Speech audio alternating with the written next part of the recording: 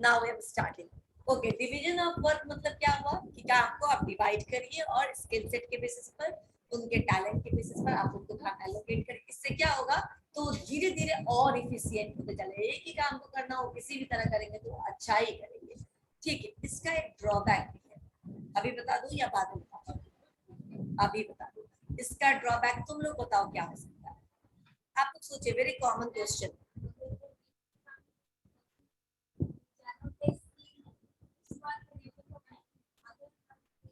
Very good, very good, शाबाश। अगर कोई आदमी एक ही काम को रिपीटेडली करता तो उसका मतलब तो वो जैक ऑफ, उसका वो हो जाएगा master of that particular trade.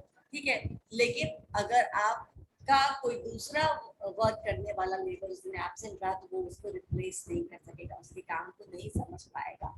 तो स्पेशलाइजेशन का एक एडवांटेज है कि वो उसका गति बढ़ जाएगा, क्वालिटी बढ़ जाएगा, इम्प्रूवमेंट उस टास्क में बहुत अच्छा आ जाएगा, लेकिन वो किसी और को रिप्लेस नहीं कर पाएगा, किसी और की जरूरत को पूरा नहीं कर पाएगा, कोई और टास्क के लिए बिल्कुल भी क्या हो जाएगा, अननोन हो जाएगा।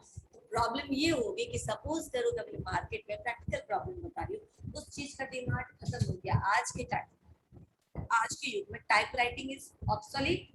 कोई बोलता है टाइप राइटर करो, टाइपिंग का कोर्स करो? जिसको कंप्यूटर चलाना आता है उसको टाइपिंग का कोर्स करने का जरूरत है क्या? नहीं है। तो फिर मैं वही बोलती, typing is almost obsolete, right? अब वो जो वेटरन था टाइपिंग का, ठीक है ना, जो 1 मिनट में 50 वर्ड टाइप कर देता था, उसका क्या तो गया, तो बेकार हो गया, समय के साथ उसमें और कोई स्किल रहा ही नहीं। दैट्स व्हाई ये है इसका प्रॉब्लम। इसीलिए स्पेशलाइजेशन अच्छी बात है, लेकिन साथ साथ में अपना ग्रोथ देखना चाहिए। और ऑर्गेनाइजेशन के लिए भी ये बुरी बात है, क्योंकि जिस दिन कोई दूसरा आदमी एब्सेंट रहेगा, जैसे मैं आपको बताती हूँ, मैं जिस ऑर्गेनाइजेशन में थी उस ऑर्गेनाइजेशन में पेरोल करती थी, राइट? अब मेरा स्पेसिफिक काम था सैलरी से रिलेटेड, लेकिन पेरोल को और भी पार्ट होता है, ठीक है ना, जैसे कि पेंशन देना, ग्रेचुटी देना, बोनस देना, उनका अगर किसी का ईएसआई कट रहा है तो ईएसआई जमा करवाना, और इनके सरकारी डेट फिक्स है, 22 of every day is fix for ESI, ठीक है ना। अगर मान लो कि मेरा 21 को 22 को ईएसआई करने वाला जो एचआर का मेरा कलीग था वो एब्सेंट हो गया, वो छुट्टी पे चला गया, बीमार हो गया, देन ईएसआई नहीं जाएगा उस टाइम में, ईएसआई का हम नहीं जमा करा पाएंगे, अपने अपने ऑर्गेनाइजेशन का जो भी हमारा ईएसआई बिल है वो नहीं जमा करा पाएंगे। नहीं जमा करा पाएंगे तो क्या होगा, जो टोटल अमाउंट है उसका 30% फाइन लगता है ऑर्गेनाइजेशन को। और टोटल अमाउंट कितना होता है, तो कम से कम 25 lakh, 30 lakh, 35 lakh, depending upon the size of organisation. 35 lakh, 50 lakh का 10% सोच रहे हो कितना हो जाएगा? ये ऑर्गेनाइजेशन के लिए नुकसान हुआ ना, इसमें वो किसी की सैलरी निकाल देगा, राइट? तो क्या होगा, ऑर्गेनाइजेशन को नुकसान हो जाता है। इसीलिए वो कोशिश करती है कि जैसे एचआर की टीम है उनको थोड़ा बहुत हर चेयर का काम आना चाहिए। ये मॉडर्न कॉन्सेप्ट है, ये न्यू कॉन्सेप्ट है। स्पेशलाइजेशन के बाद जब हम मैनेजमेंट में आए तब हमने कहा कि जॉब रोटेशन होना चाहिए, जॉब इनलार्जमेंट होना चाहिए। अब इसका मतलब है, बात बताऊंगी, ठीक है ना। जॉब रोटेशन होना चाहिए, नहीं आपको रोटेट करते रहना चाहिए दूसरे का, मतलब थोड़ा थोड़ा आपको सब आए, ठीक है, you are the master of one, लेकिन आप थोड़ा बहुत सब चीज के बारे में जानिए ताकि जरूरत आने पर आप उस चीज को कर सके। क्लियर हुआ? But then this gives us the benefit of specialisation.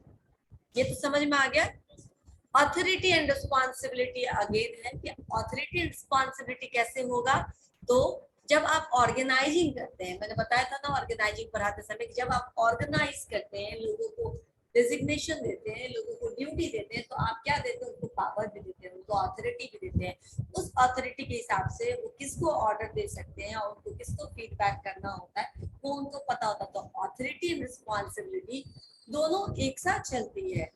अगर हमने ऑथोरिटी दे दिया आपको, सपोज करो मैंने ऑथोरिटी तुमको दे दिया कि तुम पूरा इस बिल्डिंग के इंचार्ज तुम हो और पूरा इसका रख रखाव के जो जितना ही पैसा खर्चा करे करो, तुमको जो मंगाना है मतलब I am giving you full freedom to take care of this building, ठीक है। आप जो भी फाइनेंशियल जरूरत है, जो भी आपको मैन पावर देता है आप बोलिए, मैं आपको सब प्रोवाइड करूंगा। ऑथोरिटी दिए, हाँ, लेकिन मान लीजिए कि कोई एक चीज खराब हो गया, 50,000 का कोई सामान है जो डैमेज हो गया, टूट गया, रिस्पॉन्सिबिलिटी किसकी है?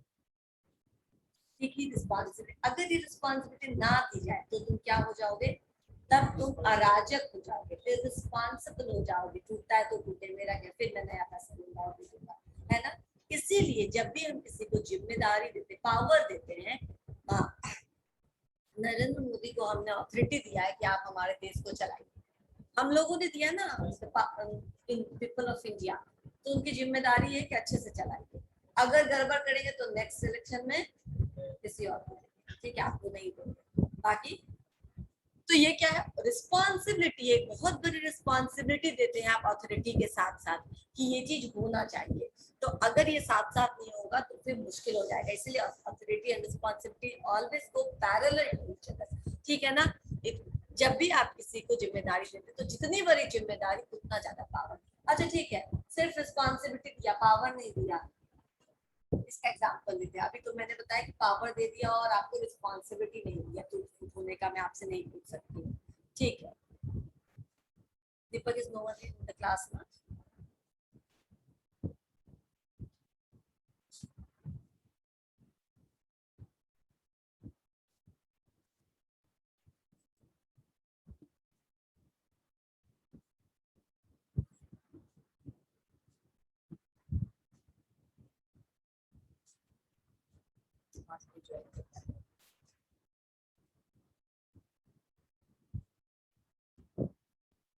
ठीक है, तो मैं अभी बोल रही थी कि अगर हम किसी को सिर्फ रिस्पॉन्सिबिलिटी दे देते हैं, हम दे देते तुमको जिम्मेदारी कि जाओ तुम बोरिंग रोड से ये लेकर के आओ, ये लेकर, जैसे गांधी मैदान चला जाना, वहां से मुझे ये सामान चाहिए ले आना, उसके साथ साथ कोई और फ्रेजर रोड चले जाना, वहां से ये मिलेगा और ले आना, तो ये बता दिया तुमको, ठीक है। तुमको ना गाड़ी दी ना कन्वेंस का पैसा दिया, तुम कैसे करोगे ये काम, कैसे करोगे काम, कुछ तो देना चाहिए ना। I should empower you with money or with anything for campaigns, ठीक है। तुम हमारा ये स्कूटी ले लो, गाड़ी ले लो, ठीक है, या फिर तुम पैसे ले लो, एक गाड़ी कर लेना, ऑटो कर लेना, जो भी कर लेना, ताकि तुम ये सारा काम कर सको। तो जब रिस्पॉन्सिबिलिटी देते हैं बिना अथॉरिटी के तो काम पूरा नहीं होता, आधा रह जाता, फ्रस्ट्रेटिंग हो जाता है। और जब सिर्फ अथॉरिटी देते हैं बिना रिस्पॉन्सिबिलिटी के तो हम किंग हो जाते हैं, किसी चीज से मतलब टूटे फूटे दूसरा खरीद लेंगे, हमसे कौन पूछने वाला है। So ओवरऑल जिसकी जितनी बड़ी जिम्मेदारी उसको उतना ज्यादा, जिसके पास जितना बड़ा पावर उसको उतनी ज्यादा जिम्मेदारी, ठीक है। अभी समझ में आ गया ना। Next, discipline. डिसिप्लिन क्या है, डिसिप्लिन एसेंशियल है। मैंने एक दिन और भी बोला था कि जहाँ पे डिसिप्लिन कम रहेगा, आप 4-5 लोग हैं, यहाँ पे मुझे कंट्रोल करने में मान लो 15 मिनट निकल जाता है, तो 15 मिनट बर्बाद हो गया, क्लासेस सबका बर्बाद हुआ, बच्चों का भी बर्बाद हो गया। तो डिसिप्लिन नहीं है यहाँ, तो 10 बच्चे या 100 बच्चे या 50 बच्चे होते हैं। ऑर्गेनाइजेशन में जहाँ 5000, 7000, 10,000 एम्प्लॉय होते हैं, वहां अगर डिसिप्लिन ना हो, एक सीनियर के लिए एक ऑर्डर को फॉलो करने का या उनके बातों को मानने का, उनको समय पे फीडबैक देने का, ये डिसिप्लिन हम ना मेंटेन करें तो वहाँ कैसा हरकम बचेगा, सोच सकते हो, ठीक है ना। आधे घंटे 1 घंटे की क्लास में अगर एक बच्चा नहीं अच्छे से बात मानता है, नहीं कोऑपरेट करता है टीचर को और पूरी क्लास को कैरी ऑन करने में, तो इस तरह के 4 बच्चे अगर किसी एक डिपार्टमेंट में पहुंच जाए तो डिपार्टमेंट का सत्यानाश होगा कि नहीं होगा, होगा। That's why discipline is very important in organization। और ये डिसिप्लिन हम कैसे मेंटेन कर सकते हैं, by giving some clear cut instructions, rules and regulation, policies। इसीलिए कंपनी पॉलिसीज बनाती है, कंपनी गाइडलाइंस प्रोवाइड करती है, मैनुअल प्रोवाइड करती है कि ये आपका कोड ऑफ कंडक्ट है, ये सब आपको करना है, अगर आपने ये नहीं किया तो आपको ये फाइन लगेगा, और इससे ज्यादा अतिता कर दिया तो क्या लगेगा, termination, right. Everything is clear कि किस किस ग्राउंड पे डिस्चार्ज, किस किस ग्राउंड पे सस्पेंशन और किस किस ग्राउंड पे टर्मिनेशन हो सकता है। तो all these things help organization to create discipline within the organization, ठीक है। जहाँ पे अच्छा डिसिप्लिन होगा, ठीक है, जहाँ पे डिसिप्लिन एम्प्लॉय रहेंगे प्रोडक्टिविटी ज्यादा होगी, क्योंकि कंट्रोल नहीं करना पड़ेगा। आज आपकी क्लास में कम बच्चे हैं पर मुझे एक बार भी बोलना नहीं पड़ा, ठीक है, तुम चुप रहो, तुम मत बोलो, तुम यहाँ से जाओ, because it actually it's a hour time, है ना। जितना भी टाइम अलॉटेड है 15 minutes it's a bike, you know sir, ठीक है। ऑलरेडी मैं वेट करते रहती हूँ सर निकलेंगे तब मैं आऊंगी, उसके बाद 10-15 मिनट क्लास में अंदर बच्चे खा जाएंगे तो कितना बचेगा, तो प्रोडक्टिविटी मेरी इतना होना चाहिए, इतना हो जाएगा ना। जो चीज इतना होना चाहिए वो बहुत नैरो हो जाएगा, बहुत कम हो जाएगा। तो डिसिप्लिन प्रोडक्टिविटी को हैम्पर करता है, इसीलिए डिसिप्लिन वे में होना चाहिए। बहुत जगह मैनेजर डिसिप्लिन के लिए पॉजिटिव रूल यूज करता, बहुत जगह निगेटिव। निगेटिव बहुत जहाँ डांट फटकार करना पड़ता है, पॉजिटिव बहुत जहाँ लोग अच्छे से समझ लेते हैं। नो नीड, ठीक है, सेल्फ मोटिवेटेड मूड में है, सुनने के लिए आए, पढ़ने के लिए आए, इतना सेंस है तो टीचर को क्या जरूरत है एनर्जी वेस्ट करने की, right. Next, unity of command, ये समझ लीजिए, these are very important terms and it can come in कहीं भी, आपको शॉर्ट नोट्स में लिखने के लिए आ सकता है। आपको अगर आप पूछे 5 principles of Henry Fayol's management, administrative management theory, तो आप कुछ भी लिख सकते हैं। यूनिटी ऑफ कमांड का मतलब क्या हुआ, कुछ समझ में आ रहा था? यूनिटी ऑफ कमांड किसको बोल सकते हैं?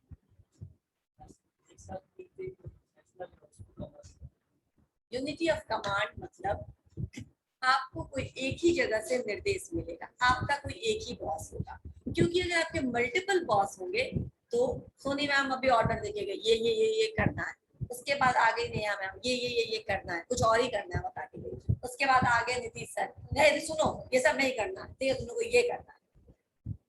क्या करना है? कंफ्यूजन, मालूम नहीं, एक मैम बोला ये, एक मैम ने बोला ये, एक मैम ने बोला ये, पता नहीं क्या करना है यार, क्या समझता है, मुझे नहीं समझ। होगा क्या, आप कुछ कुछ थोड़ा करोगे या सब कुछ नहीं करोगे या किसी एक का करोगे, राइट, जिससे ज्यादा डरोगे, है ना, उसका कर दोगे कि बाकी तो बाकी को देखेंगे, इनका काम कर लेंगे, राइट। तो यूनिटी ऑफ कमांड मतलब one senior for one subordinate, multiple seniors होंगे, मल्टीपल बॉस होंगे, it creates chaos, confusion and energy, right. तो इसीलिए यूनिटी ऑफ कमांड इन्होंने रिकमेंड किया कि एक ही बॉस होना चाहिए। जैसे कि ये बिल्कुल है अपोजिट साइंटिफिक मैनेजमेंट के एफडब्ल्यू टेलर्स के कौन से पॉइंट से, जहां पे उन्होंने, बताइए बताइए जल्दी से, साइंटिफिक मैनेजमेंट किसमें उन्होंने अलग अलग फंक्शनल फोरमैन की बात उन्होंने की थी। प्रोडक्शन डिपार्टमेंट में 4 है, प्लानिंग डिपार्टमेंट में 4 है, चारों हेड एक वर्कर को इंस्ट्रक्शन दे रहा है। प्लानिंग डिपार्टमेंट का चारों हेड एक वर्कर को इंस्ट्रक्शन दे रहा है प्रोडक्शन डिपार्टमेंट का, यानी 8 अलग अलग बॉस से वर्कर को या फोरमैन को या सुपरवाइजर को जो वर्क के लिए रिस्पॉन्सिबल है, प्रोडक्शन इंचार्ज है, उसको क्या आ रहे हैं, ऑर्डर्स आ रहे हैं। कंफ्यूजिंग हो जाएगा वो, बिल्कुल वो कंफ्यूजन है, तो उन्होंने कहा ऐसे ही हम अलग अलग नहीं, प्लानिंग डिपार्टमेंट है तो उसमें एक ही हेड होना चाहिए, मार्केटिंग डिपार्टमेंट है तो उसमें एक ही हेड होना चाहिए जो सब लोगों को ऑर्डर्स देगा और जिनके लिए सब रिस्पॉन्सिबल होंगे, जिससे हायरार्की बनता है। तो यूनिटी ऑफ कमांड, इससे क्या होगा, कंफ्यूजन नहीं होगा, आप सबका, आप अपने एक बॉस के लिए रिस्पॉन्सिबल होंगे और वो आपसे पूछ सकते कि ये काम किया या नहीं किया, अगर नहीं किया तो क्यों नहीं किया। अगर मल्टीपल बॉस है तो आप सीधा बोल रहे अरे उनका काम कर रहा था तो आपका कैसे होगा, ठीक है ना, पहले एक का काम खत्म करूंगा तब तो आपका करूंगा, तो इसमें क्या होगा, काम सफर हो जाएगा, एक्सक्यूजेस मिल जाएंगे वर्कर्स को ज्यादा। That's why unity of command and functional foremanship एकदम कॉन्ट्राडिक्टरी है, एक दूसरे से बिल्कुल अलग कॉन्सेप्ट है। उन्होंने उसको एडवोकेट किया, लेकिन हेनरी फ्यूल ने बोला कि एक ही बॉस होना चाहिए, एक बॉस जो बोलेगा वो, एक जितने भी order say that should come from one, ठीक है ना, और एक आदमी को जहां भी फीडबैक देना है वो एक जगह जाए। अब कैसे होगा मैं बताती हूँ। Every order in this organization, every order come from one point, like director sir, director sir ने किसको बोला, सबको बोला, नहीं बोला, director sir conveyed his information to Podar sir, चलो ज्यादा Nitish sir and Amit Shukla sir, and then Nitish sir coordinated the same information with us and we in return give feedback to Nitish sir. No need to go to the Neeraj sir, है ना, director sir, कोई जरूरत है वहां तक जाने की, कोई जरूरत नहीं है। आपको मिला, आप वहां से कुछ कंफ्यूजन हुआ, आप कहाँ से क्लियर करेंगे, आप सीधा नीतीश सर के साथ, इससे आपका रिलेशन भी अच्छा होता है, सबऑर्डिनेट्स और सीनियर का रिलेशन भी अच्छा होता है, लोग अच्छे से बातचीत कर पाते हैं, कम्युनिकेशन जो, अब मैं सीधा डायरेक्टर सर के पास जाऊं तो हो सकता है कि मैं थोड़ा डरूंगी, मैं पूछूंगी, हिचकिचाहट हो, हेजिटेशन हो, लेकिन ये चीज नीतीश सर के साथ नहीं होगा क्योंकि हम ज्यादा जानते हैं, दूसरे को ज्यादा अच्छे से पूछ सकते हैं। तो ये सारे बेनिफिट्स है यूनिटी ऑफ कमांड के, that's why unity of command ने कहा कि ये सिचुएशन में कंफ्यूजन नहीं लाता है, यही होना चाहिए। अब एक और पॉइंट, यूनिटी ऑफ डायरेक्शन, इसके बाद आज का क्लास में क्लोज कर दूंगी। यूनिटी ऑफ डायरेक्शन का मतलब जितने भी एफर्ट होंगे ठीक है ना, वो एक दिशा में होते हैं, ठीक है, जैसे कि एक ऑब्जेक्टिव को अचीव करने के लिए उसके इस क्या जितने भी यूनिटी ऑफ डायरेक्शन का मतलब होता है कि जितने भी एफर्ट लिए जाएंगे, जैसे कि प्लानिंग, सॉरी मैं अभी बताती हूँ, finance department, HR department, IT department, production department, R and D department, जितने भी डिपार्टमेंट है, परचेज डिपार्टमेंट, ये सब एक ही गोल को पीछे को चेज करते हैं ना। अच्छा, अगर ये लोग अलग अलग गोल को चेज करने लगे तो किसी को कुछ और हासिल करना हो, किसी को कुछ और हासिल करना हो, किसी को कुछ और, तो ऑर्गेनाइजेशन का एम कभी होगा अचीव नहीं होगा, क्योंकि ये स्कैटर्ड हो जाएगा। थोड़ा एफर्ट दाएं लगेगा, थोड़ा एफर्ट बाएं लगेगा, थोड़ा एफर्ट पीछे लगेगा, थोड़ा एफर्ट आगे लगेगा, लेकिन हम जिस गोल की तरफ बढ़ना चाह रहे थे उससे तो नहीं, वंचित रह जाएंगे। तो all efforts of all team members should be coordinated in one direction towards achieving one objective और one goal of any organization, right. Yes ma'am. बोलते हैं यूनिटी ऑफ डायरेक्शन। अगर हम अलग अलग चीजों के लिए, ठीक है ना, होता है ना क्रिकेट में भी कोई कुछ लोग अपना ही शतक मारते हैं, ठीक है ना, अपना ही शतक मारो और टीम के शतक से टीम के जीतने हारने से मतलब नहीं है, तो टीम लॉस में रह जाता है, ठीक है ना। आपका तो शतक हो सकता है, आप मैन ऑफ द मैच भी हो जाए, लेकिन टीम आपका हार गया, ठीक है, लेकिन टीम जीतना ज्यादा जरूरी है आपके मैन ऑफ द मैच में, right. Yes similarly ma'am. Correct. तो अब आपको यूनिटी ऑफ डायरेक्शन समझ में आ गया, मुझे इसको एक्सप्लेन करने की जरूरत नहीं है।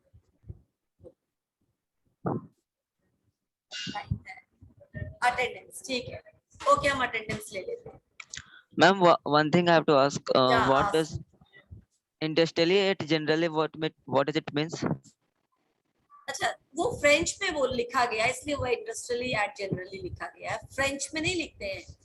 Yes ma'am, but it's what does it means? In general, how you can apply administration in industrial unit, industrial setup in general, उनका नाम था ऐसे, ऐसे उस बुक का नाम था, ठीक है ना, वैसा। लेकिन आप इन जनरल किसी भी एडमिनिस्ट्रेटिव इंडस्ट्रियल यूनिट में कैसे एडमिनिस्ट्रेशन को स्मूथली रन कर सकते हैं।